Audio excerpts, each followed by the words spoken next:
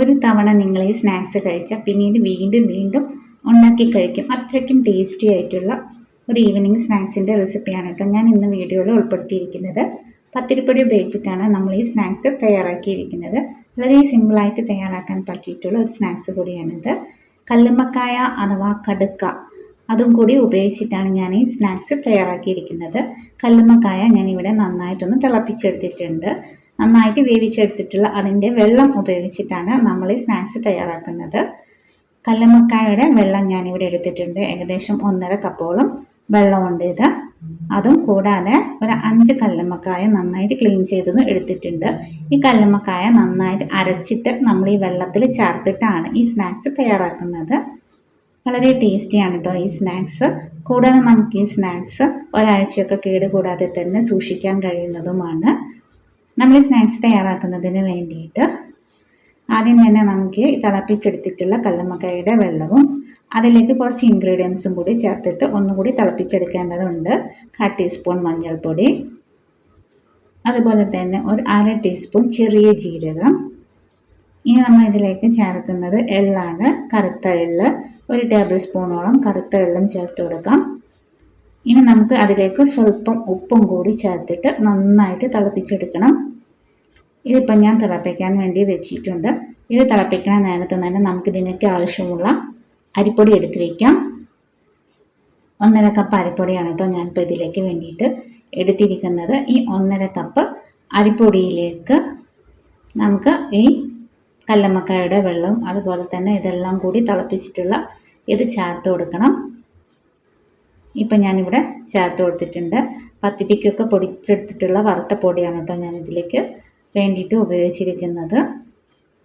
നമുക്കിതാ തിളപ്പിച്ചെടുത്ത വെള്ളം കൂടി ഇതിലേക്ക് ചേർത്തിട്ട് നന്നാക്കി തന്നെ മിക്സ് ചെയ്തിട്ടെടുക്കുക. ചൂടോടുകൂടി തന്നെ വേണം കേട്ടോ നമുക്കിത് ഒഴിച്ചു കൊടുക്കാൻ വേണ്ടിയിട്ട്. നമ്മളിപ്പോൾ പത്തിരിക്കൊക്കെ കുഴക്കണ പോലെ തന്നെ കുഴച്ചെടുത്താൽ മതി. നന്നായിട്ട് മിക്സ് ചെയ്യുക. എന്നിട്ട് നമുക്ക് കൈവച്ച് തന്നെ നന്നായിട്ടൊന്ന് കുഴച്ചെടുക്കാവുന്നതാണ്.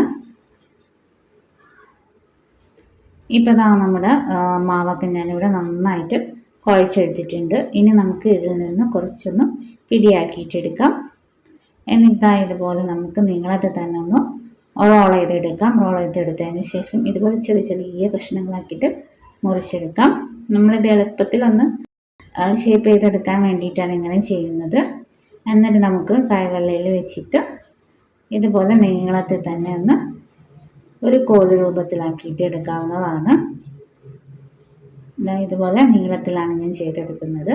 നമ്മുടെ എല്ലാ മാവും ഇതുപോലെ തന്നെ നമ്മുടെ കൈവെള്ളയിൽ വെച്ചിട്ട് നീളത്തിലാണ് ഞാനിപ്പോൾ ഇത് ചെയ്തെടുക്കുന്നത്. ഏത് ഷേപ്പിലും ചെയ്തെടുക്കാം. നമുക്കിത് നീളത്തിലാകുമ്പോൾ നമുക്കൊരു കൊള്ളി പോലെ നമുക്കിത് വറുത്തെടുക്കാവുന്നതാണ്. നമ്മുടെ കോഴിക്കോടുകാരൊക്കെ ഈ കല്ലുമ്മക്കായയ്ക്ക് കടുക്ക എന്ന് പറയും. നമ്മളിതിന് കടുക്കപ്പം എന്ന് പറയും. ഇപ്പോൾ ഇതെല്ലാം ഞാൻ നീളത്തിൽ തന്നെ ചെയ്തെടുത്തിട്ടുണ്ട്.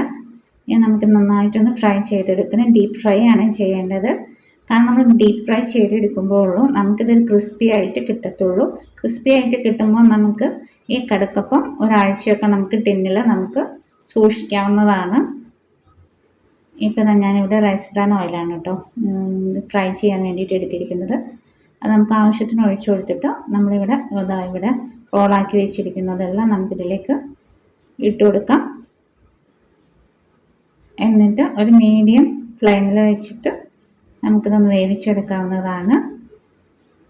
ഹൈ ഫ്ലെയിമിൽ വെച്ച് കൊടുക്കുമ്പോൾ ഒരു പക്ഷേ നമ്മുടെ കടുക്കപ്പത്തിൻ്റെ ഉള്ളൊന്നും പെട്ടെന്ന് അങ്ങോട്ട് വെന്തെന്ന് വരില്ല. അതുകൊണ്ട് തന്നെ ഒരു മീഡിയം ഫ്ലെയിമിൽ ഇട്ടിട്ട് തന്നെ വേവിച്ചെടുക്കാം.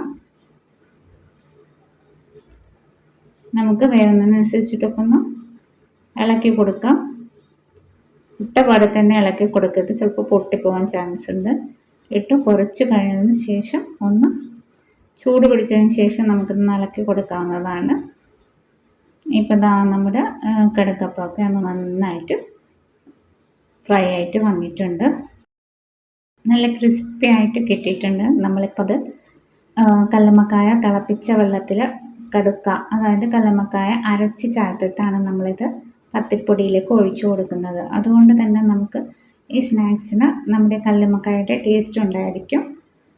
ഇനി ഞാൻ അടുത്ത ബാച്ച് കൂടെ ഇട്ട് കൊടുത്തിട്ടുണ്ട്. ഇത് നമുക്ക് നേരത്തെ ഫ്രൈ ചെയ്തതുപോലെ തന്നെ ചെയ്തെടുക്കാവുന്നതാണ്.